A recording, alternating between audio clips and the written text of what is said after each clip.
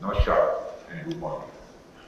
It is my pleasure to be here in Qingdao to participate in the SCO Defense Ministers meeting. At the outset, I would like to thank our hosts for their warm hospitality. I would also like to congratulate Belarus for joining the SCO country as a new member. Excellency, the world we live is undergoing a drastic transformation. Globalization, which once brought us closer together, has been losing momentum. The weakening of the multilateral systems has made it harder to address urgent challenges, from maintaining peace and security to rebuilding economies after the pandemic. At the same time, competition between major powers is intensifying, with trade and technology being increasingly used as tools in geopolitical rivalries. Excellency, India believes that the reform multilateralism can help build cooperation to prevent conflict between countries by creating mechanisms for dialogue and collaboration. No country, however, large and powerful, can manage alone. In fact, the very idea of the global order, or indeed of multilateralism, is the assumption that nations have to work with each other for their mutual and collective benefit. This is also reflective of our age-old Sanskrit saying, Che Sarva Jana Sukhino Bhavantu, which implies peace and prosperity for all. Excellency, it is in the context of the current uncertain geopolitical scenario that the role of SCO becomes very important today. SCO member countries contribute around 30% of the global GDP, while about 40% of the world's population reside in them. We therefore have a collective stake to create a safe, secure, and stable region that can contribute towards progress and improvement of our people's lives. Excellency, I believe that the biggest challenges that we are facing in our region are related to peace, security, and trust deficits. And the root cause of these problems is increasing radicalization, extremism, and terrorism. Excellency, peace and prosperity cannot coexist with terrorism and the proliferation of weapons of the mass destruction in the hands of the non-state actors and the terror groups. Dealing with these challenges require decisive action, and we must unite in our fight against these evils for our collective safety and security. It is imperative that those who sponsor, nurture, and utilize terrorism for their narrow and selfish ends must bear the consequences. Some countries use cross-border terrorism as an instrument of policy and provide shelter to terrorists. There should be no place for such double standards. SCO should not hesitate to criticize such nations. India's zero tolerance for terrorism is manifest today through its actions. This includes our right to defend ourselves against terrorism. And we have shown that epicenters of terrorism are no longer safe, and we will not hesitate to target them. We should also take proactive steps to prevent the spread of the radicalization among our youth.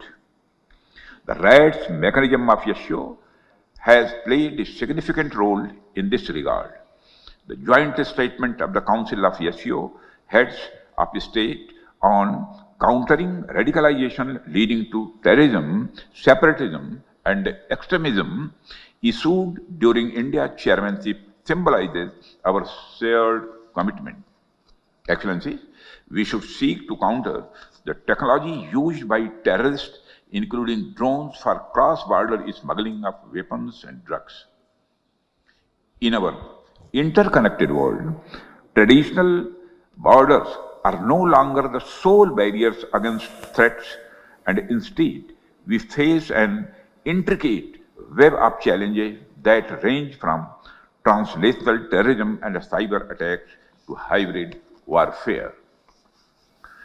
These threats do not respect national boundaries, and they demand a unified response rooted in transparency, mutual trust, and collaboration. India reaffirms its resolve to fight terrorism in all its forms and manifestations.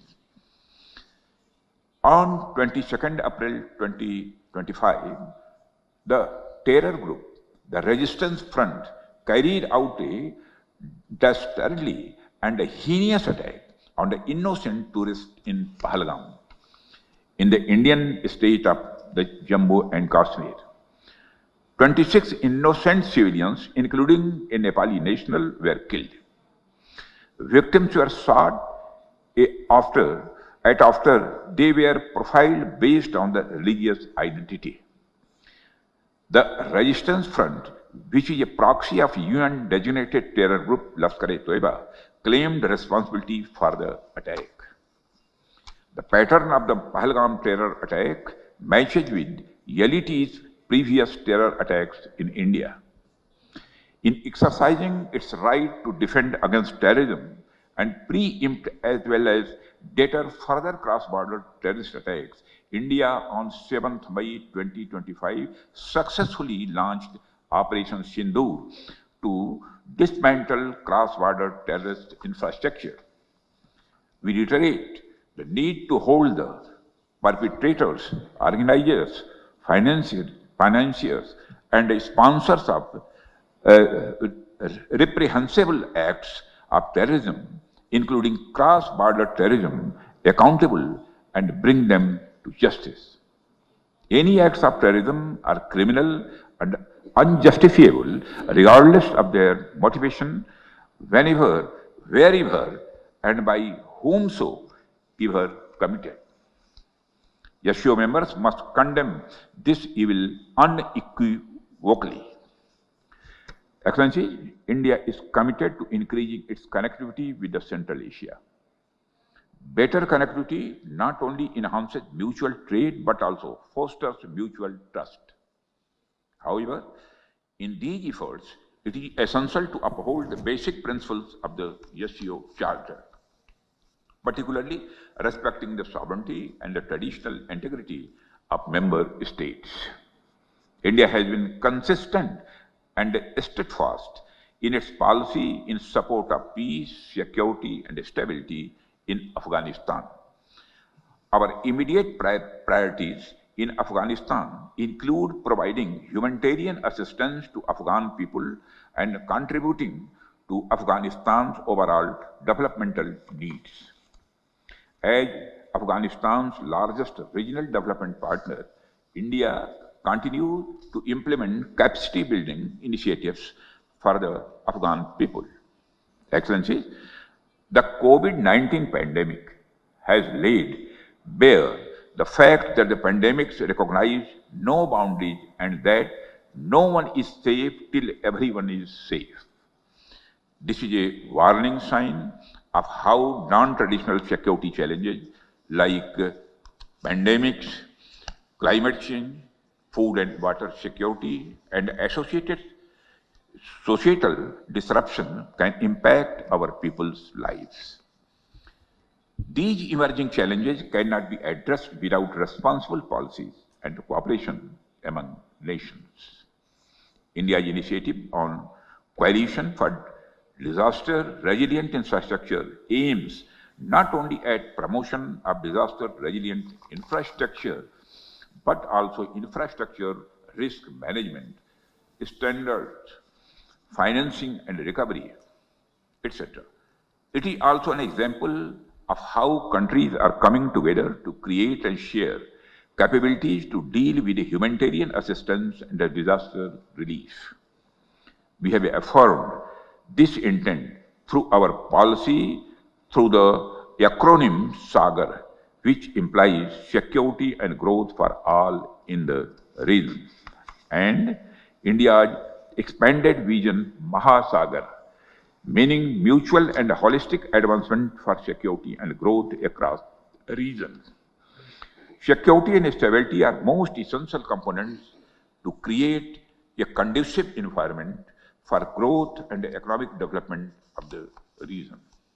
India has sought to build consensus on dealing with global challenges on the basis of motto One Earth, One Family, One Future, which is founded on our civilizational ethos of Vasudhaiva Kutumbakam. The world is one family. Mutual understanding and mutual benefit must be our guiding principles.